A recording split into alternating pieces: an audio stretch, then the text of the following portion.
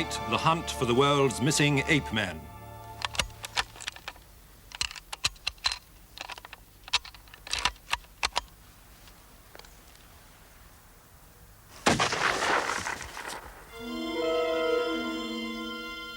In the wild tracts of the Pacific Northwest of America, men are now out to try to kill the Apeman. Indeed, is this uniquely film of Bigfoot, the Yeti of the United States? Is this the footprint of the abominable snowman of the Himalayas? Lord Hunt of Everest fame is a believer. Mysteries from the files of Arthur C. Clarke, author of 2001 and inventor of the communications satellite. Now in retreat in Sri Lanka, after a lifetime of science, space and writing, he ponders the riddles of this and other worlds. It may seem incredible that creatures like large man-apes can still exist in the modern world. Yet the evidence for this is now quite considerable.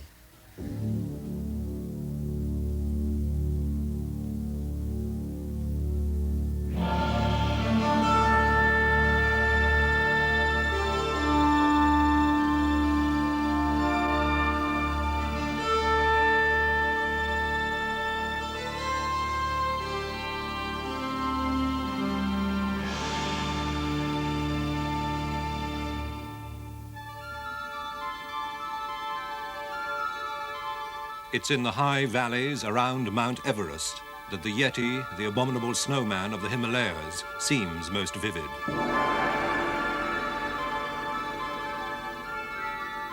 For the Sherpas of the high mountains, there are no doubts. The Yeti is woven into their rituals and their lives. Kunjo Chumbi is the headman of the Kumjong village. He has seen the Yeti.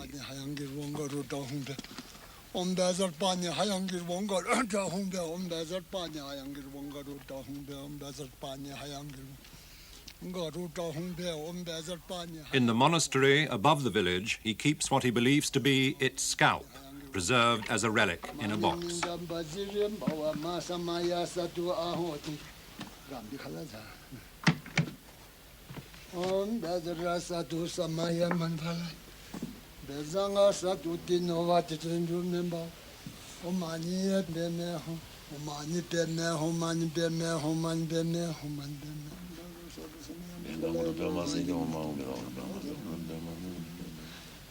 With some assurance, he imitates the Yeti's cry.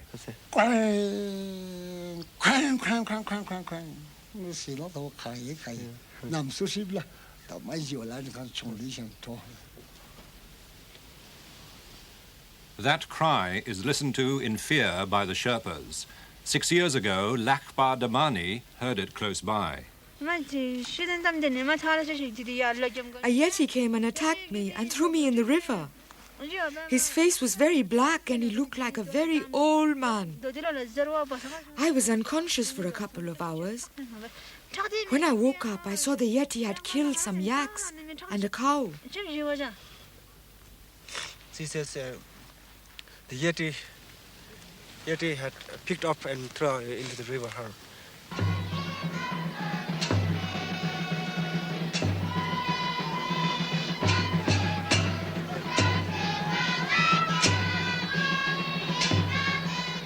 The Yeti looms throughout the myths and legends of the Nepalese people. Desmond Doig, with Sir Edmund Hillary, led the biggest expedition to hunt for the Yeti. He found that the Sherpas had the most precise physical description of the creature. To the Sherpas, he's got a conical scalp, rather pointed ears, splayed nose, he's shaggy, he's bald around the chest and his tummy, and has a fairly human face. He's very nasty tempered, very, very nasty indeed, and is known to rip people apart if he gets a chance. Doig's expedition wrote off the Yeti, wrongly he now feels, as an Oriental fantasy. I'm afraid our expedition was a great gaudy mess. Any self-respecting Yeti would have kept way, way away from us. We had 600 coolies. We had about 200 Sherpas, and there were about 40 of us in the most beautifully designed and colored anoraks. Our tents were all vividly colored. We smelt different, we looked different, we behaved differently to the local people, and the smells of our cooking must have horrified everything within smelling distance. Well, the hard, rather soulless results of the expedition was that the Yeti didn't exist. Other expeditions have also failed to snare the abominable snowman. But for 50 years now, Westerners have continually been coming back with new testimony. Emil Wick is one of the world's most experienced mountain flyers.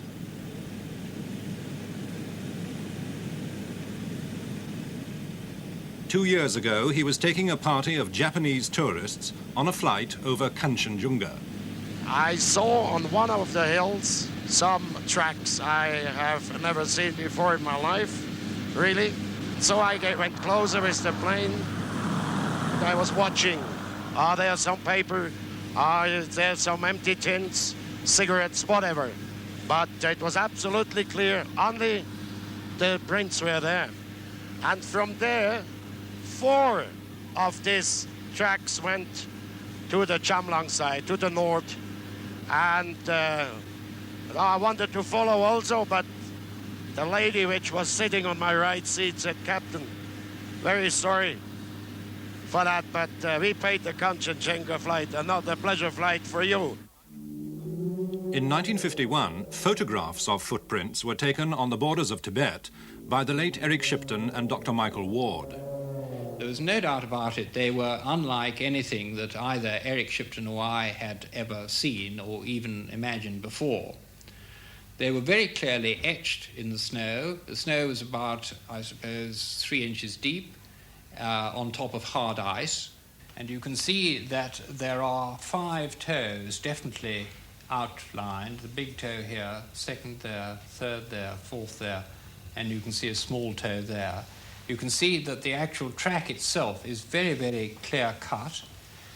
And you can also see that over here at the heel is obviously a place where there has been a lot of weight there. And I suggest that probably what happened was that the animal put down its heel there and walked. The dimensions of the print are approximately 12 inches long and probably something of the order of 5 to 6 inches wide. I don't think there's any possibility of there being distortions of other animals' tracks at all. The various ideas have been put forward that this one, for instance, might have been the imprint of 2 feet, one on top of the other, but I just don't think that's on at all. I just don't think that's possible. This print was photographed in the Dudkosi Valley in 1978 by the leader of the team which first conquered Everest, Lord Hunt. The creature had broken through some pretty heavy crust on the snow. It was deep snow on a rather steep little slope. And the creature was a heavy one because he'd broken through hard crust on which, as far as we were concerned, we could walk around without making any impression through the snow at all. You could see through the snow, in the soft snow underneath the crust, the toe impressions. I don't think they were bear tracks because the Sherpas, whenever I've talked to them about this, and in fact when I've been with Sherpas seeing tracks, they have been quite emphatic that these are not bears, that they are Yeti. In pictures taken by a French Jesuit priest, Abbé Bourdet, the toes again show very clearly. Ce n'est certainement pas un singe. Ce n'est pas un ours non plus. It is certainly not an ape, nor a bear, because a bear has claws, and this creature has not. So I think it is a special kind of animal that we don't really know anything about because we don't have an exact description. But I have spoken about it to some paleontologists, and they are rather inclined to believe that we are dealing with an animal from the pre-human era, that is to say, one of our distant ancestors. The Outward Bound School at Ullswater is run by Squadron Leader Lester Davis, Royal Air Force. That's great. That's lovely. Good, that's well done. He was on the 1959 RAF expedition to the Kulti Valley when he too came across tracks in the snow. It sunk in about 5 inches. I, with cine cameras and things, was weighing about 12.5 stone and only went in about 1.5 inches. I thought, well, this thing is huge. The snow had been undercut by this fast glacial stream and I fell in. And I had held my camera above my head because it came up to my armpits before my feet touched the bottom. Well, it was icy cold and I scrambled out and just beside these footprints. And immediately we suddenly realized this animal, or yeti or whatever, it had just stepped out using only its 2 hind legs. And the chaps at the British Museum, they said this establishes its height as about 8 foot and its weight is about 60 stone. Sightings of the Yeti by Westerners are rare, but in 1970 the English climber Don Willans was on his way to the conquest of one of the world's toughest mountains. Annapurna by the south face. I heard what sounded like bird cries from at the back of me, and I looked at the Sherpa and he said, "Yeti coming, Saab." So I whipped round and looked up the mountain and I saw 2 black crows flying away and a black shape drop behind the ridge. Well, my first thoughts were, Christ, what do I do now? Grab the ice axe or what? What he did do was photograph the tracks. Next night it reappeared and he was watching it again. And then quite suddenly it was almost as if it realised that it was being watched, so to speak. Quite suddenly it shot across the whole slope of the mountain. It must have travelled half a mile in a diagonal line downwards, and it was obviously heading towards a rocky cliff or some rocky outcrop there. And it disappeared into the shadow by the rocks, and that was the last I actually ever saw of it. So how strong is the evidence? It is not beyond the bounds of possibility that a creature like the Yeti does exist in some remote parts of the world. I personally now stick my neck out and say I'm a firm believer in the Yeti. I think it's a very strong case to answer. Having eliminated bears in my own mind, I can find no other explanation but that there is an unidentified creature still to be discovered. It's noticeable that the hard evidence comes from Western visitors and consists mostly of photographs of footprints, which vary considerably. However, we do know that melting snow can play strange tricks. As for the Sherpas, their stories of the Yeti seem inextricably bound up with their religion, and it's hard to separate myth from reality. In America, however, the evidence for Bigfoot is much more straightforward.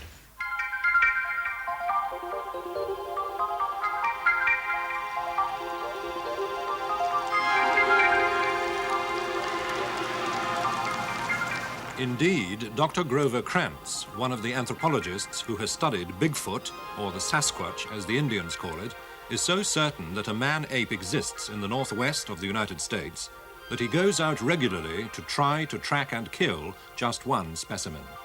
I'm convinced that these creatures exist for a variety of reasons.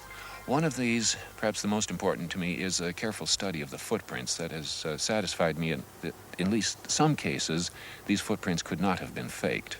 But more than that, there are sightings by reputable citizens, some by disreputable citizens, but the number of good sightings that seem to be unshakable is now numbering in the many hundreds that I am personally aware of, and they probably number in the thousands at least. The number of Sasquatch is very difficult to estimate, of course, but within the northwestern part of the United States, I would be inclined to estimate in the vicinity of 200, with perhaps at least an equal number in the adjacent parts of western Canada. If there were fewer than that, then it does not seem to be a viable breeding population. Any more than that, I would think they'd be seen more often.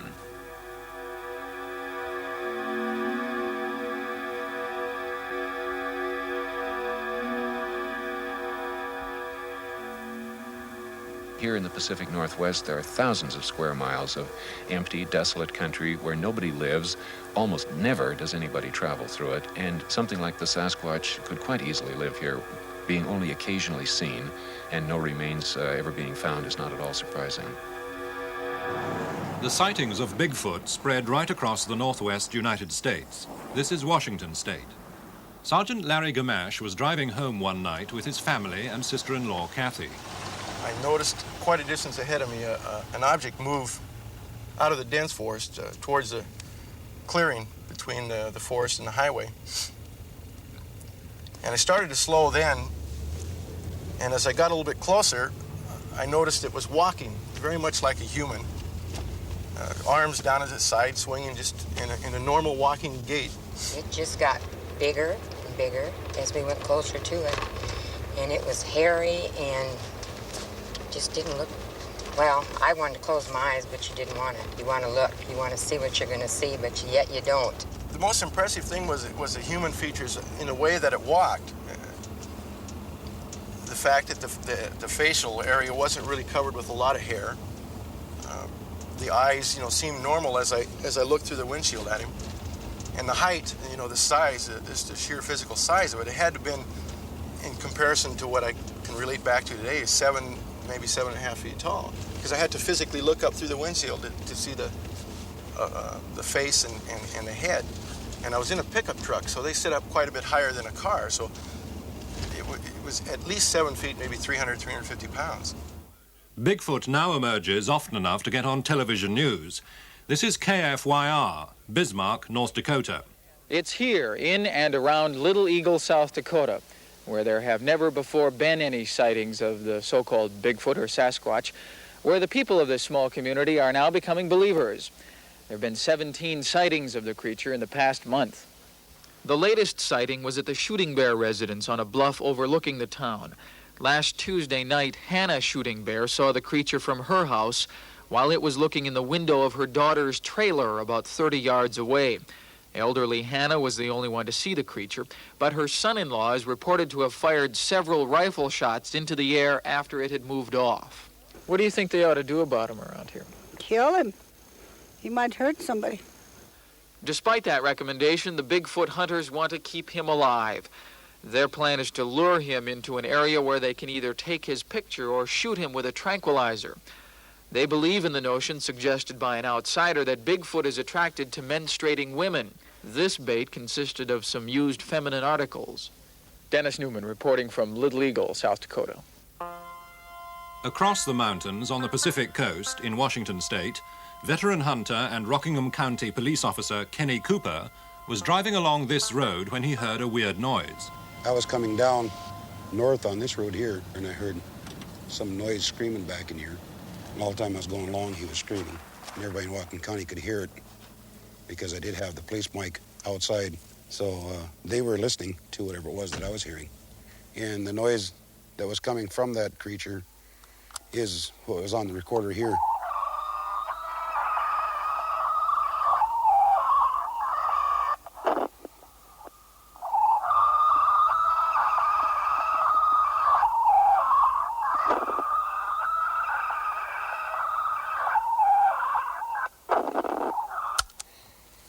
We took that recording, we sent it into the lab to have it analyzed, and it came back that there's no metallic noises in the recording, indicating that it wasn't made by some kind of a machine.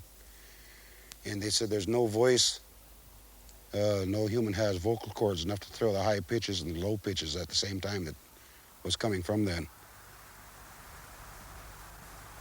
But it was Bob Gimlin and his friend Roger Patterson out trekking at Bluff Creek in Northern California who were the ones to suddenly find a large hairy creature appear in front of them when they actually had a loaded cine camera with them.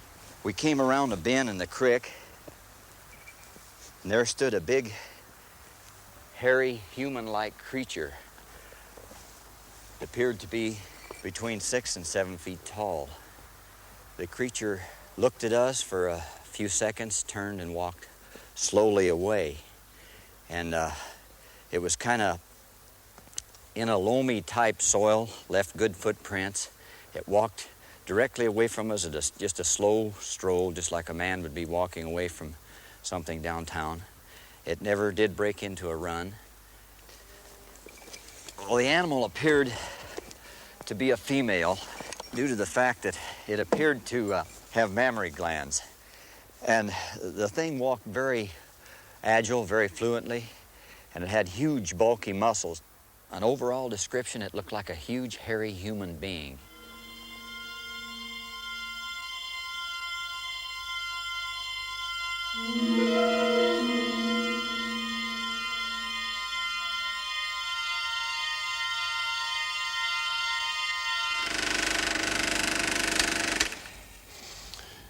Well, English and Russian scientists have analyzed this film very carefully, and they've concluded that the stride is quite unhuman and would be very difficult for a man to imitate. However, I think we showed in the beginning of 2001 that skilled mimes can make completely convincing ape men. So this is not proven. But the Patterson film did have backup evidence, which is now in the hands of Dr. Grover Krantz. By far the most convincing evidence is the plaster casts that I've got here of the footprints. I'll show you some of them here. For instance, here is a track that was cast right after Roger Patterson made his movie in Northern California.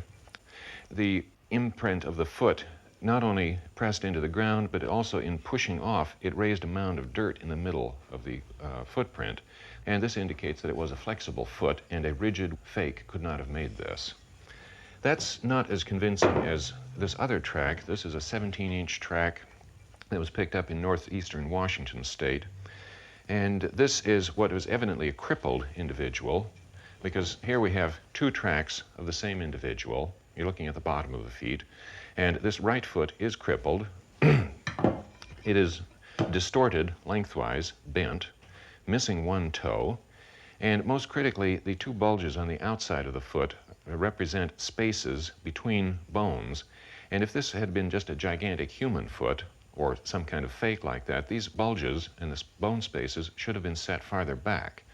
The fact of where they are indicates that this is a foot designed with different leverage, a longer heel, shorter forepart, which is exactly what would have to be done to make a foot that would lift an 800-pound animal.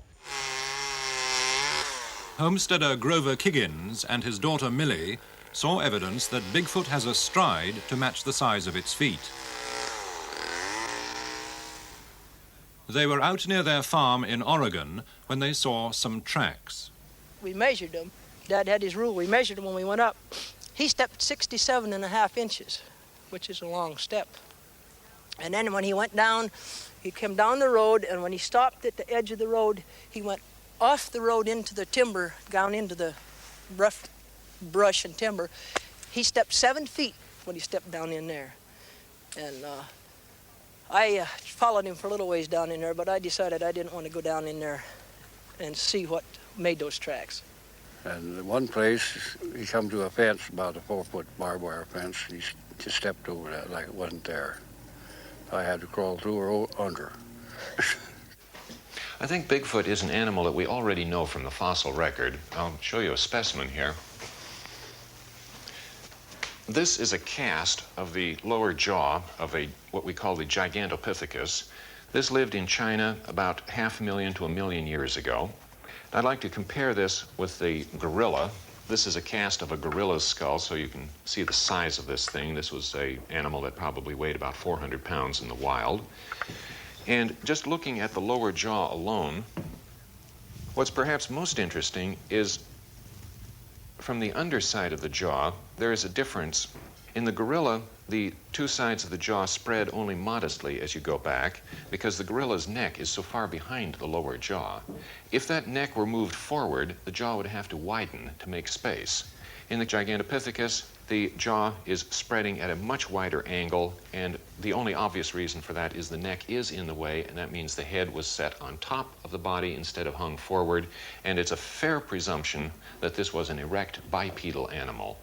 So we end up with the description of Gigantopithecus being an erect biped standing perhaps 8 feet tall, weighing about 800 pounds, and being presumably covered with hair. This was too early to have cultural activity, probably no more intelligent than an ape, and this, of course, is an exact description of the living Sasquatch. Personally, I'd be less skeptical of ape men if there weren't so many of them. It's hard to believe that something like Bigfoot could remain undetected in America. If anyone gave me $100 to bet on it, well, I'd put 40 on the Yeti, 10 on Bigfoot, and I'd keep the 50 for myself.